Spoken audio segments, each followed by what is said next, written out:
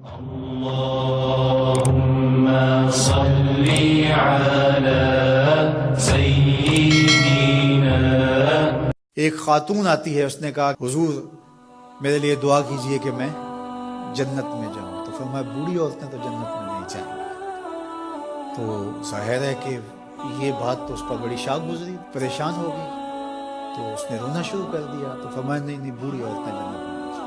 خاصی پریشان ہوئی. تو حضور نے مسکرا کے کہا جو بھی جائیں گی جوان ہو گئی. جنت میں بڑھاپا نہیں ہوگا. 33 سال کی عمر کا ہر شخص ہوگا، مرد بھی ہوگا. جردن مردن، داڑھی بھی نہیں ہوگی، مونچھیں بھی نہیں ہوگی. اور صرف انبیاء علیہ السلام کی کچھ ذوات ہیں اعزاز کے طور پہ جن کی داڑھی ہوگی، باقی جردن مردن فرمایا گیا. 33 سال کا عنفوان شباب، جوانیاں، تو بوڑھا کوئی بھی نہیں ہوگا.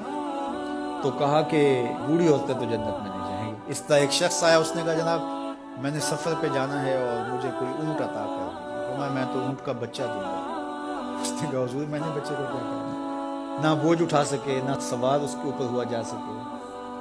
میں تو وہی بچہ ہی دوں گا. اس نے کہا حضور مجھے کوئی اونٹ دے دیجیے، میری ضرورت ہے. فرمایا میں تو بچہ ہی دوں گا. تو وہ بڑا پریشان ہوا. فرمایا مجھے بتا کوئی اونٹ ایسا ہے جو کسی اونٹ کا بچہ نہ ہو. تو یہ سچ بھی ہے اور مزہ بھی. ایک صحابی تھے، وہ حضور علیہ السلام کے لیے دیہات کی چیزیں لایا کرتے تھے.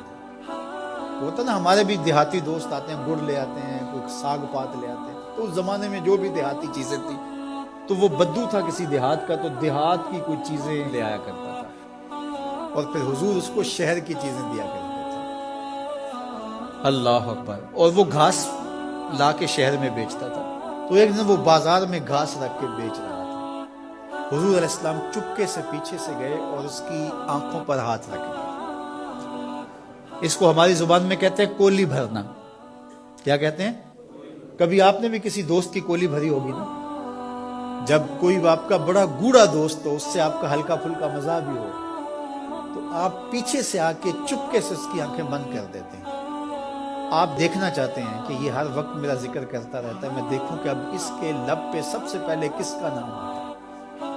ایسا ہی ہوتا ہے نا کہ بندہ پوچھتا ہے کہ کس نے میری آنکھوں پہ ہاتھ رکھے، اور انسان کے دماغ میں پہلے وہ نام آتے ہیں جن سے وہ بڑی محبت کرتا ہے.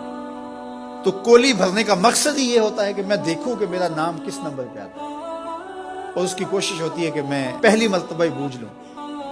اللہ اکبر. تو حضور نے آ کے کولی بھر لی. اب حضور کے ہاتھ آنکھوں پہ آئے ہوں اور سینوں تک ٹھنڈ نہ گئی ہو، یہ کیسے ہو سکتا ہے؟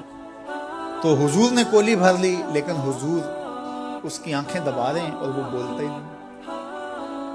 وہ بولتا ہی نہیں ہے. اور میں کہتا ہوں اس نے کبھی بھی نہیں بولنا تھا. سفنے دے وچ ماہی ملیا، سفنے دے وچ ماہی ملیا تے گل وچ پا لیاں باواں. سفنے دے وچ ماہی ملیا تے گل وچ پا لیاں باواں. ڈر دی ماری اکھ نہ کھولا متے پھر وچھڑ نہ جاواں. حضور آنکھیں دبا رہے ہیں، وہ آنکھیں نہیں کھولتا، بلکہ اس نے کیا کیا، اپنی کمر کو پیچھے کر کے حضور کے سینے سے جوڑ کے رگڑنا شروع کر دیا. پھر حضور خود ہی بولے، فرمایا اس غلام کو کون خریدے گا؟ اس نے کہا حضور مجھے کس نے خریدنا ہے، میں تو بہت سستا ہوں. تو میرے حضور نے فرمایا تو بہت مہنگا ہے، تو بہت مہنگا ہے. فرمایا کرتے تھے یہ ہمارا دیہات ہے، ہم اس کے شہر ہیں. تو یہ حضور کا مزاح ہے. تو مزاح کرنا جائز ہے، لیکن حضور نے آ کے کولی بھری نا. کسی صحابی کو جرأت تو نہیں ہے کہ آ کے حضور کی کولی بھری.